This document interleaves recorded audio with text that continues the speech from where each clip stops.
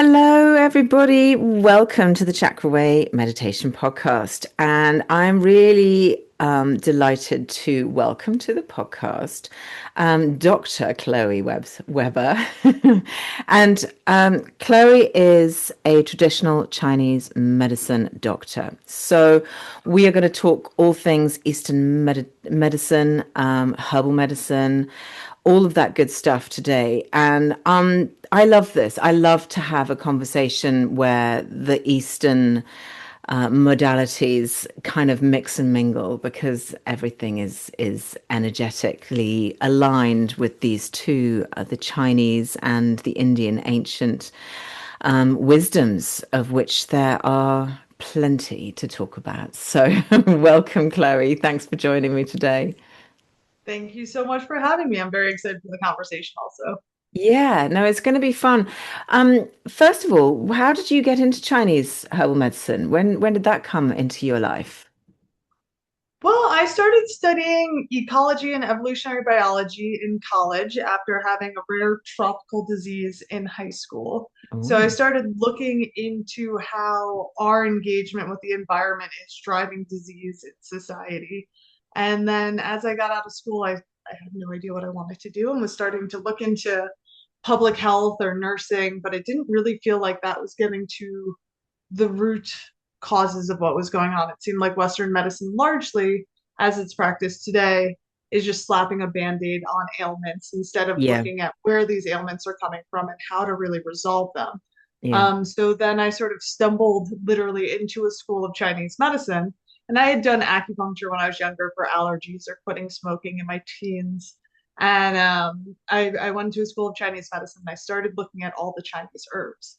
And it really just dawned on me that Chinese herbal medicine is customizable pharmaceuticals that are Mm, likely much safer and more effective than Western medicine.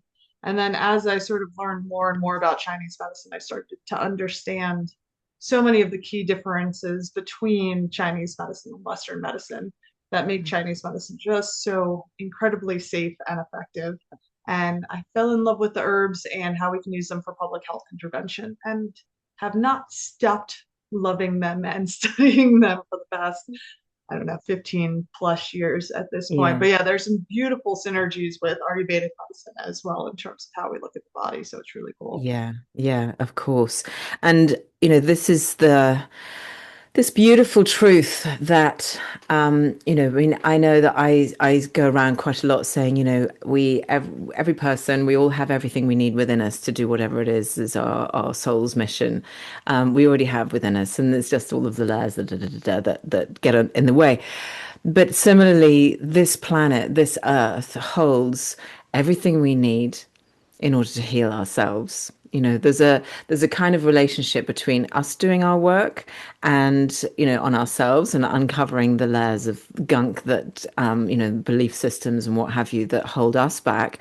But then there's this just step out into nature, and there are so many herbs and so on that are, because I'm presuming that every single thing in that shelf behind you and every herbal every remedy that you have is natural. It comes from the earth, right? I mean, none of it's Absolutely. manufactured. Yeah. Yeah, no, it's they're full herbs. One of the things that I love about herbal medicine is that we can look up the pharmacological actions of the herbs as well. So when it comes to Mm, like our Western minds, that can be satiated as well. We know all of the pharmacological actions of these herbs. Some have been studied more than others, but it's not difficult to look up that research as well and sort of satiate that side of the brain. And one yeah. thing I got really into CBD and hemp medicine because my son Remy has a rare genetic disorder and has intractable epilepsy.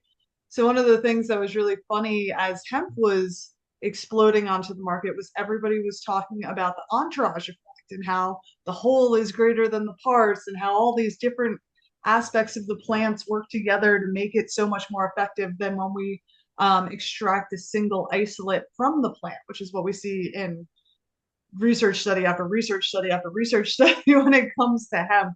Um, But that's the same with the plants that we use in Chinese medicine. We always use whole plant extracts. We're never taking a different, like a chemical isolate from the plant in order to use Mm, it. So if you're getting herbs from me, whether it's, a custom formula, then you're getting raw herbs that you're going to boil and you're going to see those plants right there. Or if you're getting it in capsule form or in tincture, it's still the same products. And we actually import we import the herbs raw and already tested and then extract them here instead of just getting extracts from China, which is really mm, different than a lot of places. mm. So you actually are a supplier of herbs and I was about to say herbs and spices, but that's not, not what I meant. Herbs and It is tinctures. though. That's one of the best. I do have a couple of herb companies, but that's one of the best ways that I like getting people introduced to Chinese herbs because there is so much, and Ayurvedic herbs as well. There's so much Mm, stigma around Chinese medicine. It's really quite astounding. And so reminding people that a lot of these herbs are actually already in your kitchen yeah. really helps people start feel more comfortable and helps people start getting more and more empowered in terms of okay, yeah, I'm feeling deficient, I'm feeling a little cold, maybe I should add some cinnamon to my coffee or to my oatmeal or to whatever. My digestion's been wonky, maybe if I'm making some tea I could throw in that weird doctor said to throw in some tangerine peels and boil them in the tea with it, and that's going to help my digestion a bit. So it's like starting to learn how to use these different herbs that are actually spices as well is pretty fun. Yeah, I mean, I think we're getting much more inured to the power of herbs. I mean, I've got a pack of tea downstairs, and it's got like five different types of teas. There's like a detox and a glow, and a sleepy one, and a digest one, and they're not just simple like, oh, this is digest, so this is peppermint. Like everyone knows that peppermint tea helps your digestive system, but it's got four or five different things in it. And this is just something I bought at the supermarket just because I like to try lots of different teas. And it's already beginning to introduce into the very ordinary world the fact that herbs can really help your and support your body and support your immune system and support your hormonal system and support everything, all your energy, basically, every aspect of you. So I know that you are I know there's so many different facets to what you do.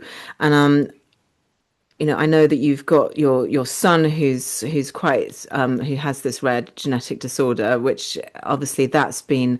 So I'm fascinated to see because on your website you've got Remy's Remedy or Remy's it's Remy's Revenge. Revenge. That's the one. Yeah. So how did you? So this is for a very specific genetic disorder that very is very very rare, Mhm. spectacularly rare, but you've created this thing that is specifically for him. So I mean, I'm presuming it works or it helps. So how did you go about creating this, and just maybe tell us just a little bit about his condition, just so that the context is there. Yeah, so Remy has a genetic disorder called STXBP1. So it's a mutation in the syntaxin binding protein gene. So basically, he's perfect. He's like the cutest, most magical human. Unfortunately, or fortunately, because it makes him even more magical, his neurons don't communicate effectively. So the vesicles that are being sent out from one neuron are not being uptaken by the next one correctly. So Remy is very hyposensitive. So for him, he needs a lot of sensory input. The louder, the crazier, the bigger the hugs, the better it is for him. Whereas like a lot of us can think about a lot of kiddos or adults on the spectrum where they're hypersensitive, where things can be way too overwhelming for them. Remy's the opposite. So he's nonverbal. He's cognitively, closer to like a toddler. He's almost 12 now. He's physically disabled. He's cognitively, he's disabled in pretty much every way. And he is also like the most magical human I've ever met. I might be biased, but I think he's probably the coolest kid in the universe. I did meet him, so perhaps there's a little bit of bias there. but he's really just so much fun. But the one thing that's really really devastating for me is the seizures. They're terrifying, and so I Mm, always like to put into context for people that seizures are so horrifying that parents still choose to have doctors perform lobotomies on their kids in the hopes of getting rid of their seizures. So they still do brain surgeries where they're cutting out the corpus callosum or bisecting the brain in order to try and reduce how severe some of these seizures are. And this is still wow. happening today. It's still terrifying. It can help in some circumstances, it's very rare. But so in Chinese medicine, we look at seizures, anything where there's a tick or a tremor as a wind disorder. So you can think of a leaf blowing in the wind, right? So Mm, think mhm. MS, Tourette's, epilepsy. Those are all sort of what we consider wind disorders in Chinese medicine. And so, what we want to do is we want to anchor the wind from the brain and bring it back into the body. And there are some underlying patterns that often present with neurological conditions as well. So, really, what's fundamentally different with Chinese medicine, Ayurvedic medicine is pretty similar, is that we're looking to restore balance to the body. We're not looking for one chemical pathway to fix. Um, so really we look at the symptoms that are presenting. So in this case, the seizures, right? But then we look at the underlying patterns that are manifesting in the seizures. What's going on underneath? So Remy's digestion is always one. Mm. He's got weak kidney qi. So like that vital qi that he was born with is sufficient. And that's very, very common with neurological conditions because those are really connected. So in our system, what we do is we use multiple herbs together to address not only the symptoms, but the underlying patterns that are leading to those symptoms. So I Mm. sat down. So how I make products for like lay people, because in Chinese medicine, the gold standard is you do custom formulations for each Yeah, patient every yeah. time you see them. It's a very hard model to scale. Yes, yeah. But it's also really important. But it's also important for people to have access to our herbs in a way that's safe and effective. That's gonna be financially manageable for most. You know, seeing a doctor like me can be very expensive, and I want people to get our medicine, as affordably as humanly possible. Mhm. Um, but so what I did was I sort of sat down and looked at all the different seizure formulas, looked at what I see in Remy and all of the many kids that I know who have severe seizure disorders and how they manifest. So you look and you see a lot of these kiddos have big rings of sweat around their head when they're sleeping, or so that's heat rising, or a lot of them have those digestive issues or frustration issues. So we sort of look at those patterns and then try and write a formula that's going to address those underlying issues as appropriately as possible for Mm. as many people presenting with a similar pattern as you can. And so Remy's formula is one of my favorite formulas I've ever written. I actually think it's quite brilliant, if I do say so myself. It's a really, really wonderful formula. I give out the raw formula to people also. So if you don't have access or can't take CBD or whatever, I just publish that raw formula and I will send it to anybody who wants it. So if you want to just try the Chinese herbs, if you're navigating a neurological condition or you want to bring it to your practitioner and have them modify it for you, Mm. that's something that I am very staunch about. Yes, yeah, no, I think that's wonderful because I think, yes, clearly, um, the ideal is to go to somebody and presumably they would take your pulses and really look in your eyes and your tongue and like really work out exactly what it is that you personally need to balance you because, this is very similar to what well, this is what everybody who looks holistically at somebody realizes that everybody is completely different. And even if you come Mhm. up with the same symptoms, they could have come from a completely different direction. When I'm looking at somebody's chakra energy and I look at the major chakras and the minor chakras, it creates this beautiful, unique picture that is as unique as each individual, of course. And so the solutions are going to be completely uniquely individual as well. So that clearly is one of the main considerations. But I know that you also have some more generic things that you do Mhm. and the one side of things that I'm fairly interested in is hormone health. Because as we trudge our way through perimenopause and menopause and, just through our cycles as women, there is quite a lot to deal with. And again, everybody's slightly going to be having a different experience. And, I mean, menopause just in itself, there are sort of 30 odd different symptoms that can show up in varying different degrees and combinations. And everybody has a very, very different experience. So, how do you go about formulating a medicine, a Chinese herbal medicine that is a kind of fix all or works for everybody? I don't know. Like, how do you approach that? All right, so this is the second thing that I'm super proud of because Okay. I don't know how my brain figured this one out because it's a little bit it's cool.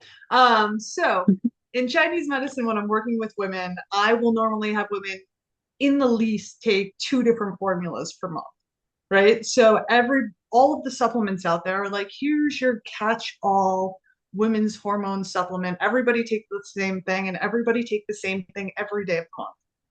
It's nonsensical. Like Yes. our estrogen is rising during the first half of the month, then it starts to go down, progesterone starts to rise, then it goes down. That's a very rough explanation of the many hormones at play during our cycle.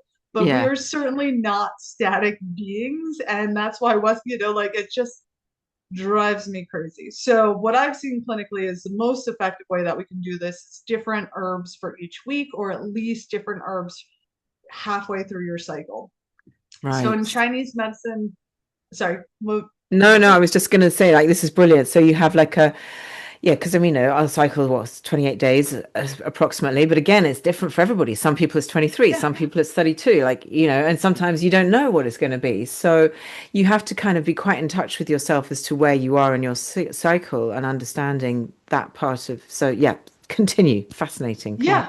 Well, and there's so much we can learn about our health and our bodies and our patterns based off of our cycle. Like I think it's Mm. very important for women to start to notice, okay, I'm getting cramps. Am I getting digestive issues with my cycle? What does that look like? If I'm getting worse cramps this month, have I been more stressed out? Have I been drinking enough water? How's my sleep? What's going on? Like these are signs that our body is telling us about the imbalances underneath. But so in Chinese medicine, basically there are four organs that are really tied to our hormones and our fertility. Right. So we've got the kidneys, which are connected to our vital chi that we're born with and deeply connected to our reproductive fertility. When you hear of yin and yang, so yin and yang is something that everybody's probably heard of. Everybody's seen the white and black little yin yang sign, right? So yin is the female aspects of the body. It's fluid aspects of the body, cooling, nourishing aspects, whereas yang is sort of the fire. So fundamentally, what happens as we age is around 35, our kidney yin starts to deplete. So that's why we're losing all of that nourishing fluid aspects of our body. So our hair gets drier. We start having hot flashes, heart palpitations. All of these classical perimenopausal and menopausal symptoms are fundamentally due to that depletion of the kidney yin as we age, right? That kidney yang then is not checked by the yin, so that fire is flaring up and causing all sorts of havoc for us. So those are the kidneys, right? Then we've got the spleen, which is in charge of digestion in Chinese medicine. So that's really the processing of both foods and emotions. And Mm. with the spleen chi deficiency, it's also really connected to the liver, which is in charge of stress and the free flow of chi and blood throughout the body. I know this is kind of a lot, but bear with me because it's pretty cool. So the spleen and the liver are on one axis. And so the spleen is digestion and the liver is sort of stressed. You can think of it that way. So the liver, if you're stressed, then it's going to constrain and you're going to see those classical PMS symptoms, right? So you want to get that liver chi stagnation moving. So you can do that with more exercise. You can do that with qigong. You can do that with some herbs. But the liver and the stress is always going to impact the spleen, which is the digestion.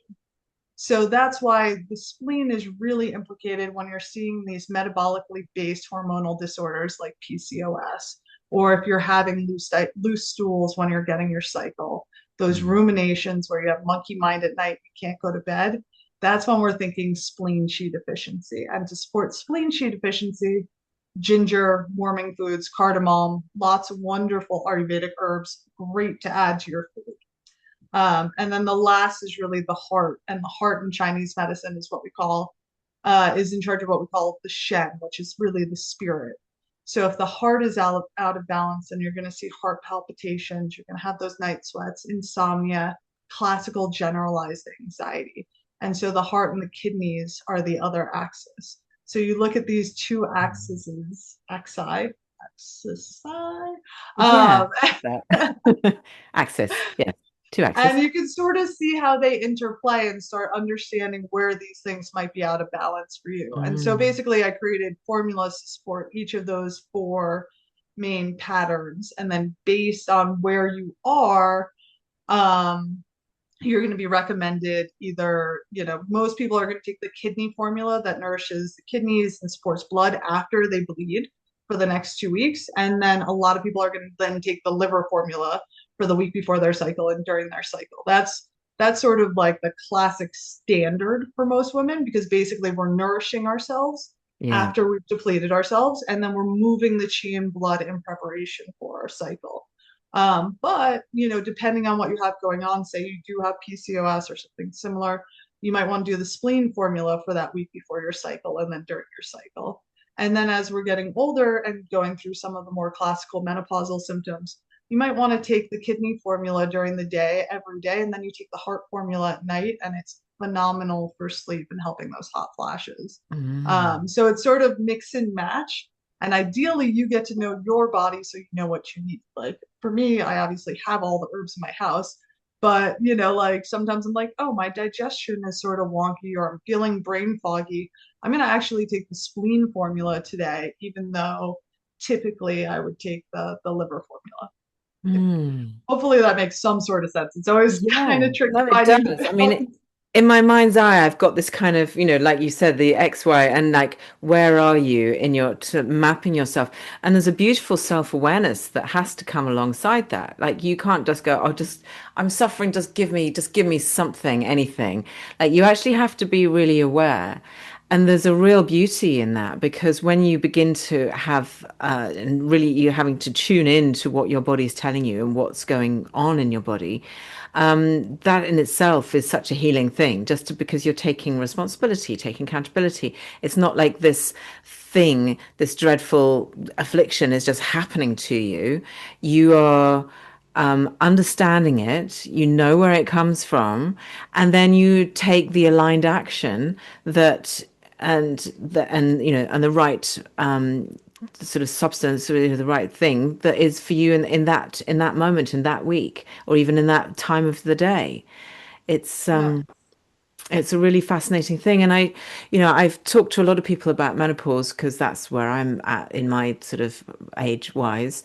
And the perimenopause can be rough as.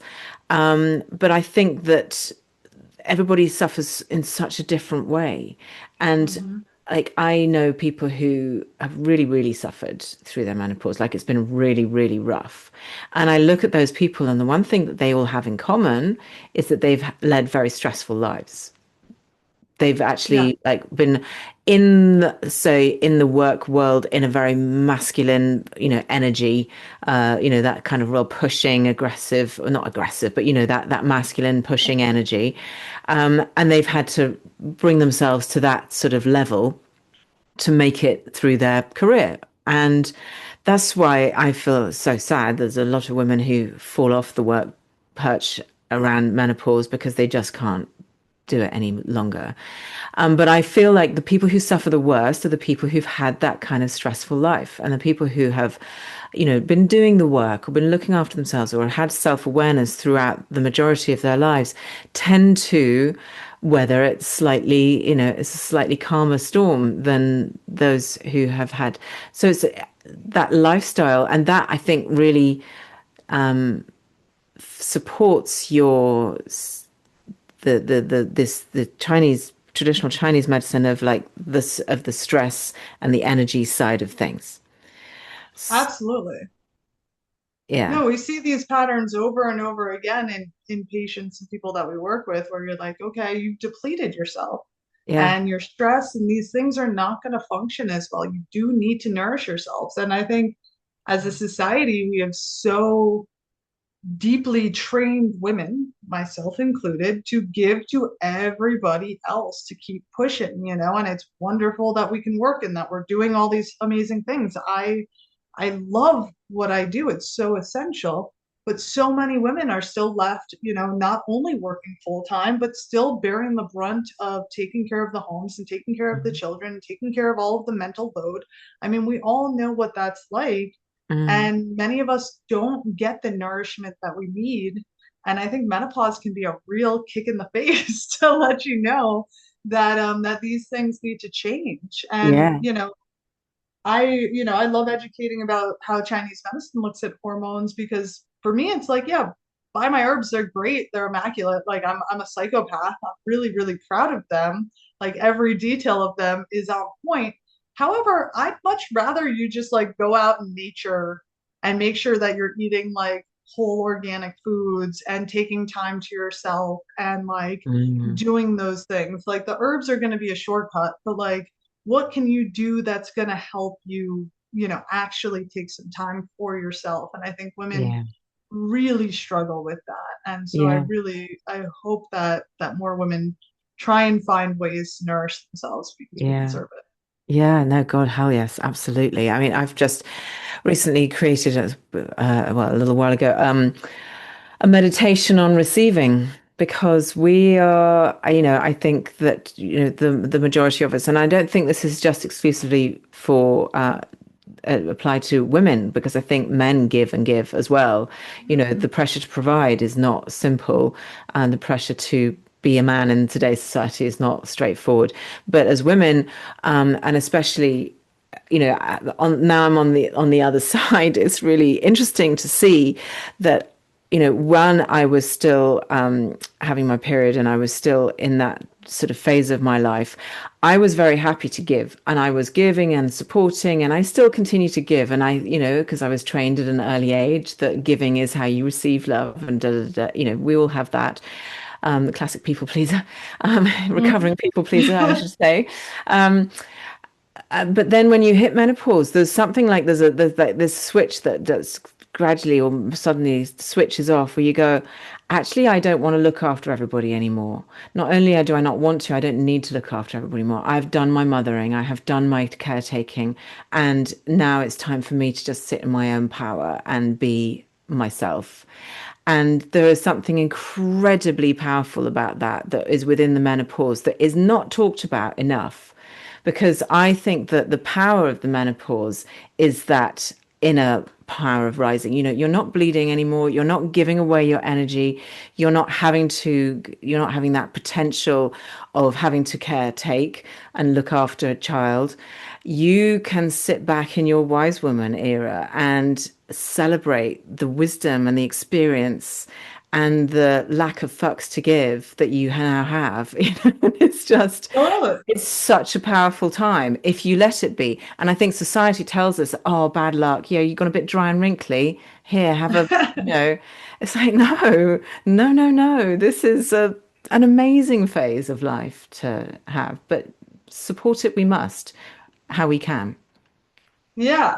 Well, it's I think there are only three animals that have women that have menopause in Mm, like, so I think it's like humans, elephants, and dolphins or something like that. I yeah. might be one of those might be off, but like you have to think of the magic in that like of all of these many creatures on this beautiful planet, we are one of three that actually have women live into menopause and have all this wisdom from a life lived that we can Mm, actually distill on society and onto our family and loved ones. And I think, I certainly agree that men are dealing with a lot of struggles and it mm, cannot be an easy time for them.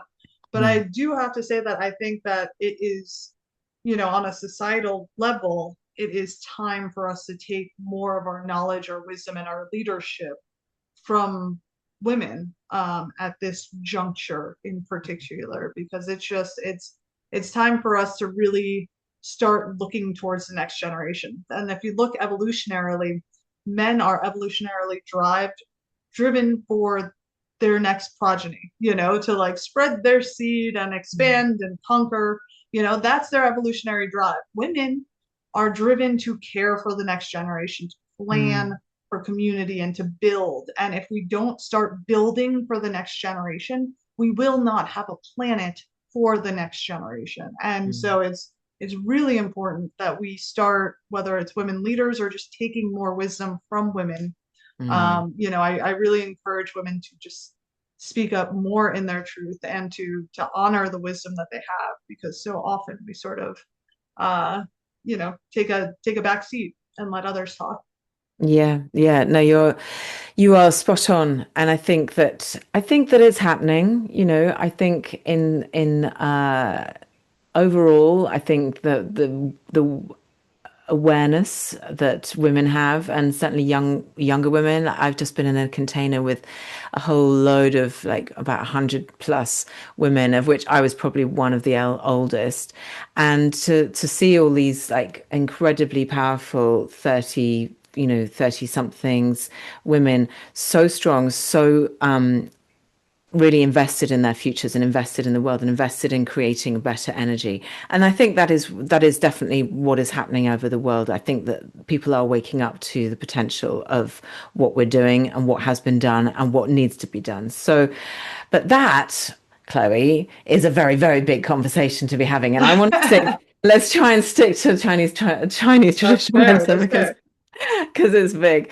One of the things that I wanted to explore with you, because I find this the really lovely synergy between the Chinese traditional medicine and the chakra system that I, live and breathe for, and that is the elements, the elementals part of it. So, it's well known that there's the five elements that are within. So just speak to me a little bit, educate us a little bit on what the five elements represent and what they are and how they move in our bodies, because I want to see if what the similarities are between yours and my systems. Yeah, the five elements are super fun and they're really interesting for people to understand because they can really help you understand your health and your even like your emotional patterns as well if you Mm, understand which element you're most closely aligned to. So okay. in Chinese medicine, we've got wood, fire, earth, metal, and water. And each of those elements correspond with two different organs. They correspond with different emotions, different colors, different tastes, different actions, and so each of these elements are within our body, and then they interplay with each other. So as I Mm, was saying with like the spleen is earth, spleen and stomach are earth, so that's digestion, whereas the liver is wood.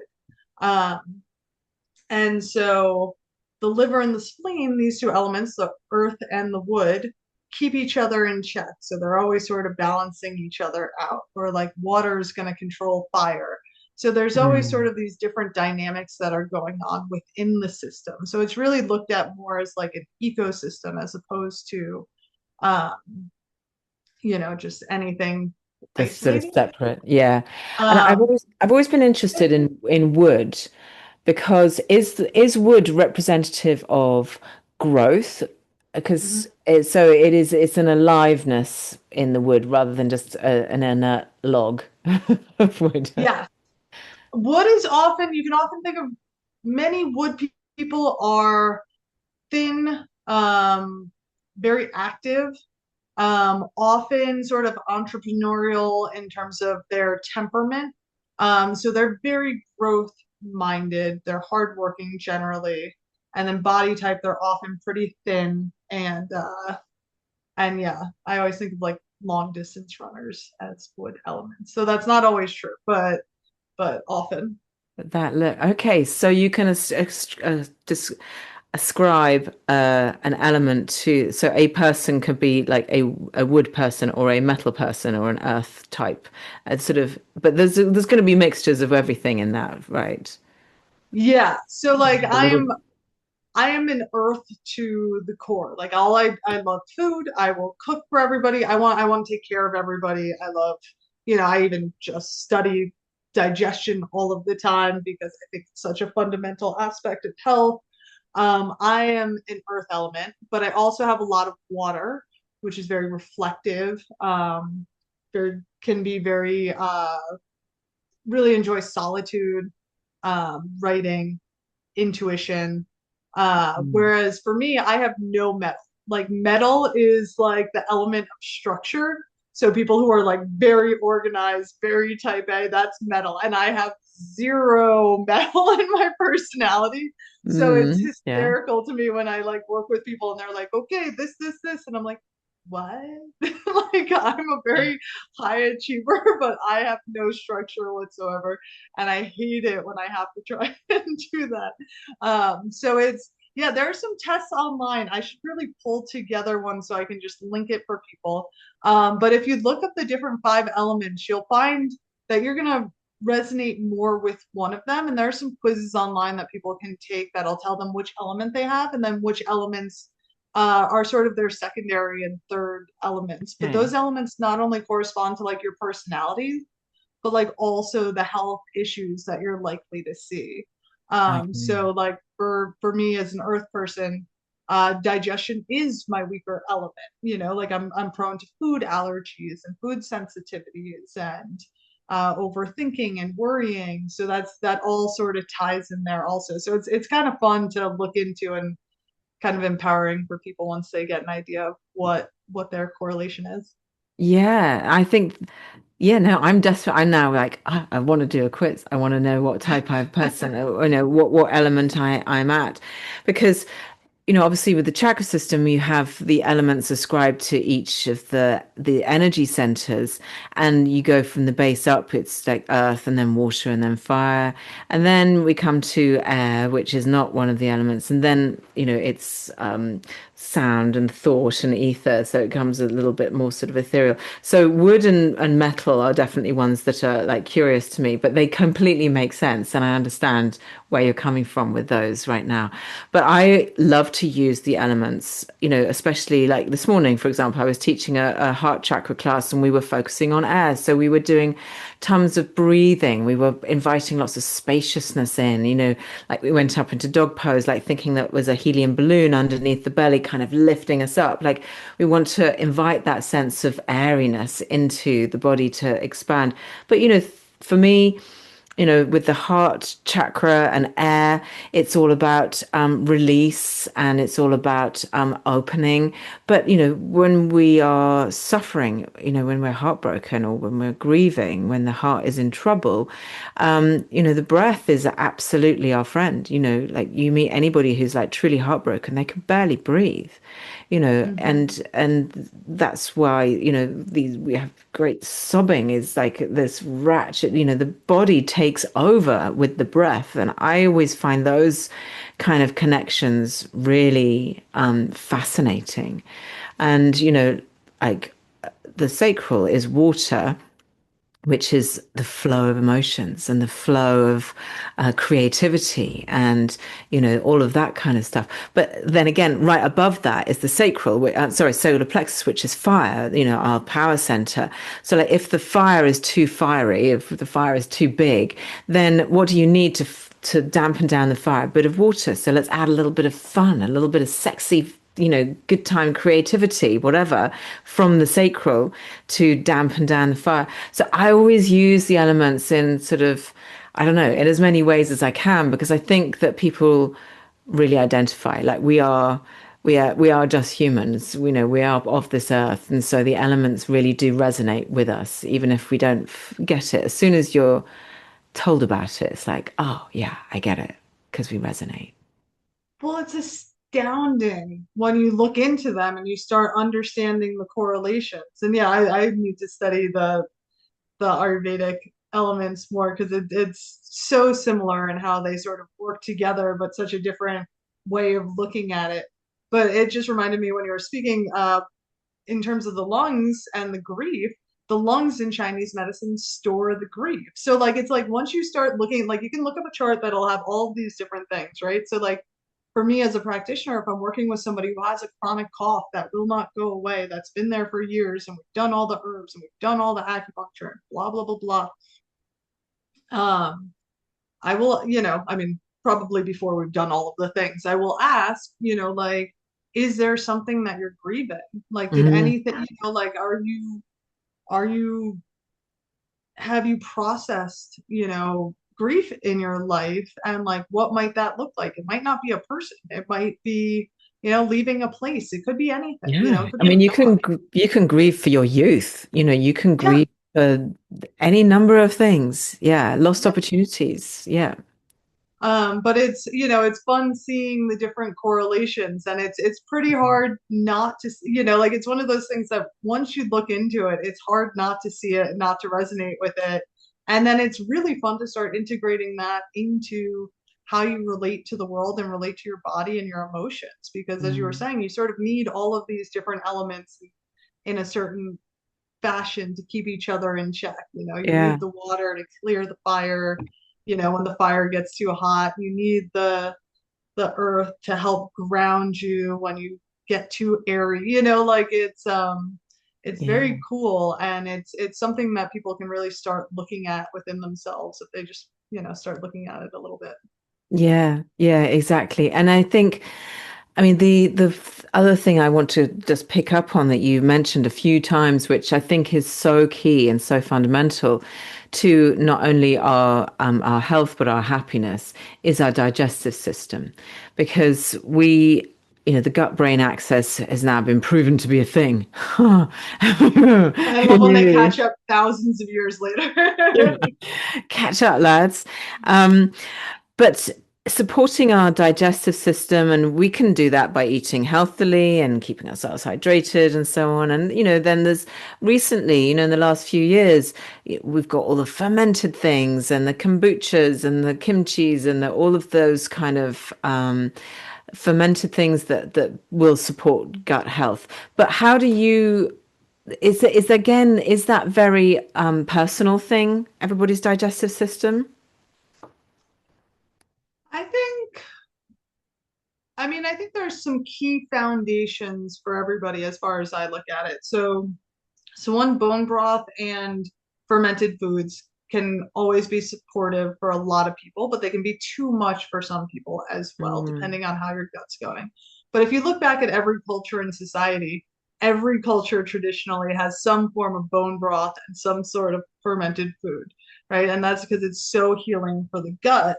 Um, but I think the main thing that I always try and have people focus on is whole organic foods. I mean, the amount of chemicals that are in and on our foods, and it's probably better in the UK, hopefully, than it is here in the States, because it is mhm. just Horrific. astronomically horrific here. I mean, people come to the States and like just decline in terms of their health dramatically because our Yeah. food is just so toxic. I saw So, something the other day, just sorry to cut across to you, but I saw yeah. something the other day. It was really funny. It was a, I don't know, Instagram post or TikTok or something. And it was this guy who had, I've just moved to, he was American. I've just moved to England. And he goes, and I can't believe how many times I have to go to the supermarket. And everyone in the comments is like, yeah, because we mostly stock fresh food and it's not covered in preservatives and chemicals like you're used to in America. And it is really shocking. I Oh, find that. it's disgust. I mean, like, I've gone way, since I have a child with a rare genetic disorder that was not inherited, and I work a lot with children with neurodevelopmental disorders, I've really gone down the rabbit hole of these environmental Environmental, toxins and the yeah. toxins in our foods because I think that that's playing a really massive part of the whole ecosystem that's causing these developmental issues. Yes.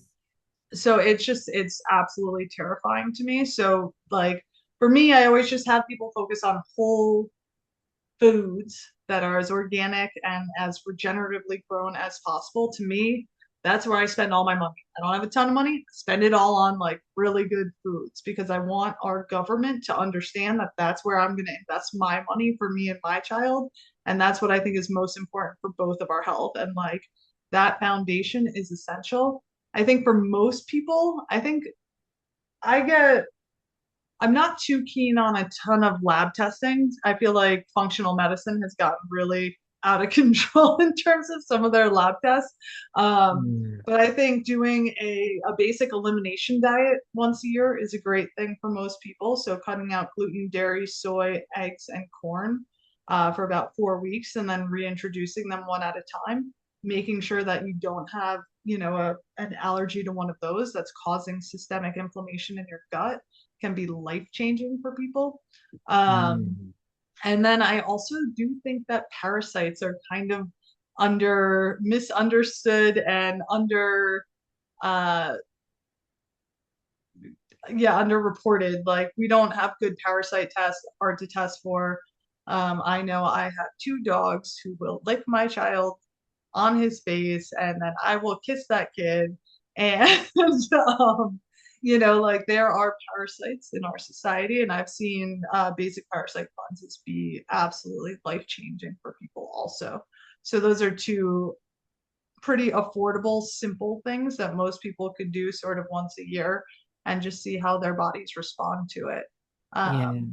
But besides that, I really just focus on whole foods that are going to make you feel good Yeah. and add as many herbs and spices as you can to it too. Yes, yeah, exactly. Um, and I mean, just back to these environmental issues, because I think this is a really key thing. And there's nothing really that we can do to avoid, well, no, there is. There's masses we can do to avoid it. But there's not much we can do to fight it or to counteract the environmental issues that are in our, the pollutants in the air, pollutants on our food, pollutants in our water. There's not an awful lot well, I don't know. You tell me. That's my question. Is there anything that we can do to protect ourselves from these other than just purposefully eating organic, good whole foods and avoiding plastic stuff as much as we can? I don't know. Tell me.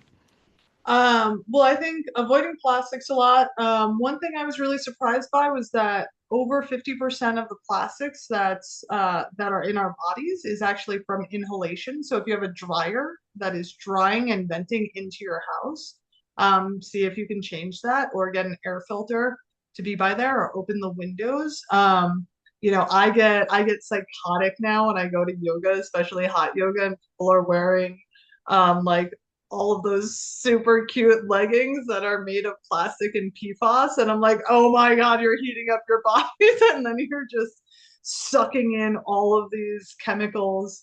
So those are a couple of ways. I like beam minerals or minerals like fulvic and humic minerals have been shown to help detoxify glyphosate and some of these other chemicals. So that's a really simple daily tonic that you can take that doesn't taste like much. So it's super easy, especially with kiddos. Um, in terms of, like broccoli sprouts and cabbage sprouts, some of those are pretty interesting in terms of their detoxification pathways. But even doing something like dry brushing, or oil pulling, those are great Ayurvedic practices that are going to help Mm. increase lymph flow, help increase detoxification, and something that you can do for yourself that's empowering and daily Mm. support. I think Mm. doing sort of the daily things are going to be more helpful than a once a year big Yeah. cleanse, but it all Yeah. depends on how people like to do it. But Yeah. yeah, Yeah. water filters, knocking out the Oh, yeah.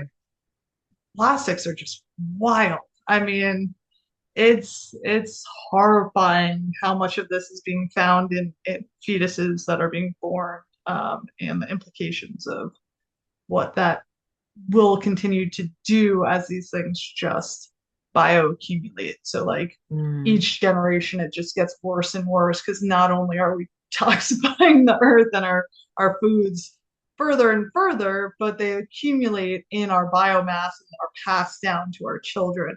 Mm. So it's also really important that, especially if people are looking to get pregnant, both men and women need to look to see how they can clean up their environment and clean up their bodies before they do so. Wow. Yeah. Yeah. No, that's kind of sobering and shocking, isn't it? But it is, yeah, it is a truth, sadly, that we are, yeah, and polluting ourselves with so much plastic and rubbish. Um, yeah, and it's a big A, it's a big expense, and B, it's a big effort to actually avoid all of those things. That's the annoying thing, because if it was easier to do, then more people would do it. We Yeah. when Well, I recycling think started to come in, everyone was like, "Oh, it's never going to take off. No one's going to recycle. It's far too much of a pain in the ass to like separate your recyclables out from your rubbish." And now we all do it completely naturally. Like there must be, yeah, there's ways. well, to me, I always like my focus is always something is better than nothing. Like, how can we Mm. move in the direction of health? So, like, for me, it's like, is everything that I wear organic cotton? Like, no, I can't afford that. But all my underwear is, all my bras are, like, or for the most part, unless you Yeah. get really cute stuff. That's not more than that often anyway. Let's be realistic, right? But like, it's like, okay, like I got a water filter, like it's like as you have the funds, as you have the ability, like making a couple of upgrades and like swaps just makes, like, okay, like get rid of all the plastic Tupperware and just move that to glass, right? Like it's like just focus on the little shifts that you can make. And that's more important over the long run, as opposed to, as you said, we can't get rid of all of this. The glyphosate is literally in the rain. Like it is a part of our environment, it's a part of our lives. It's impossible to get rid of all of this. So Mm. if you want to just approach it in a sane way and just start moving in that direction of cleaning up your environment, cleaning up your diet, cleaning up your clothing and your lotions and your skincare and all of that. It's step by step. Just make the Mm. swaps as you're buying new things. Yeah, yeah, yeah. No, really good point. No, it's a really important point to make, actually, and I hope that it gives lots of people. I just, yeah, if you just have that awareness in your mind, then the small changes, you'll just think about those small changes as and when, and it's not like you have to throw everything out and start again. Let's just be sensible about it. Yeah. So listen, Chloe, I've got one more question, which may lead on to another whole big conversation, but I don't know. So, so changing tack again completely back to our health and back to issues that people have, whether it just be pain or inflammation or whatever they are going through. So, in the work that I do, I'm really interested in listening to people's bodies and how their dis-ease or their whatever is showing up for them in their bodies, the messages that their body is showing them in a physical way. So somebody comes through, as you say, let's use that cough or that sore throat that just won't go away. And that, so how do you in your Chinese medicine address the underlying emotional issues that are there, the things that are being held onto in terms of like repeating thought patterns and negative self-belief and all of those kind of things, which is where I get really excited and stuck in because I love to uncover where those come from and work out what it is that's actually causing you for your body to be like literally jumping up and down and screaming at you, going, "Can you please pay me attention?" Like how does that get the, I guess what I'm asking is how does Chinese traditional medicine address the emotional side of our well-being? It's a great question. Well, contrary to popular belief in Western medicine, the mind is connected to the body. So, You don't say. so they all sort of interplay, and a lot of what I find personally is using the five elements in order to support different emotional stagnations or overrepresentation of different emotions that are coming up. So in Chinese medicine, it's evolved for so many centuries, right? That we have different ways of looking at it. There's so many different ways of practicing Chinese medicine, Mm, right? And even within, one way of practicing Chinese medicine, every practitioner is slightly different. It's very rare to find a Western practitioner who's pretty much focused on Chinese herbs as opposed to acupuncture.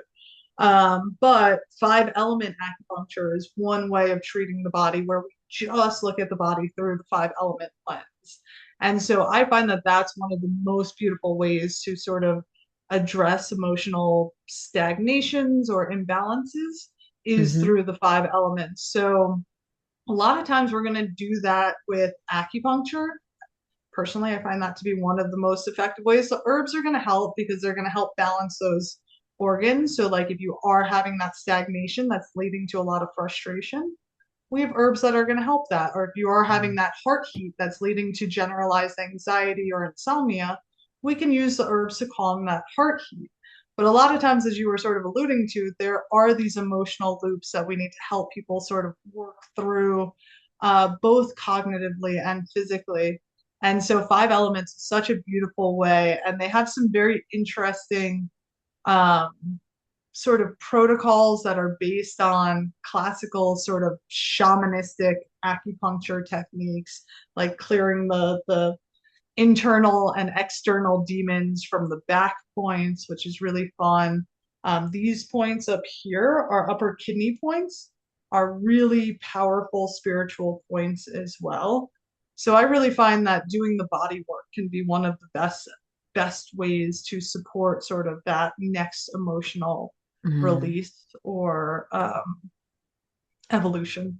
Yeah, I love that because I think that sometimes and that really like that sings to me completely because I often think that when we've got an emotional thing, a baggage of some sort that is weighing us down and causing us physical discomfort, it's not always useful to go via the mind.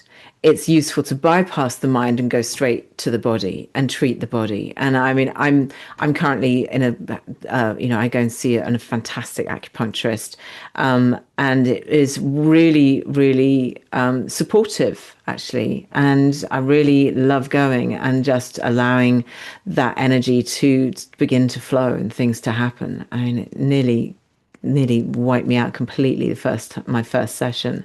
I literally came back and just like went comatose on the sofa, just curled up in a ball, didn't sleep, just like just It's my energy wild to just see the was. physiological responses to Yeah. acupuncture sometimes. Sometimes it's subtle and sometimes it is just so dramatic. It's really Yeah. astounding. I literally felt like roadkill for that day. It's great. I loved it. It's like, wow, this is powerful work. It's amazing. Yeah. Um, Oh God, Chloe, we've been talking for nearly an hour. I feel like we could talk for hours. I've really enjoyed talking to you. So tell people about your work, what you do, how people can get in touch with you, how they can get your medicines, how they can get your products, because I know you've got some really nice ones available. Yeah, so I've got radicalrootsherbs.com, which is CBD and Chinese herbal products. We cannot ship to the UK because it's nonsensical. Yeah. But you can get herbs for my women's line, which is noxyherbs.com, Noxi. And so that's that women's system that I was working on. Oh yeah. It's unfortunate I can't, but you can also get CBD in the UK. I'm sure there are great companies, and CBD is also really phenomenal for hormonal health as well. And then I have a podcast called Radical Remedy Podcast, which has been on hold as my son Remy and I were dealing with mold, radon, and carbon monoxide poisoning at the last house we were in. Oh But my I'm just God. getting it back up and running as my brain is starting to function again.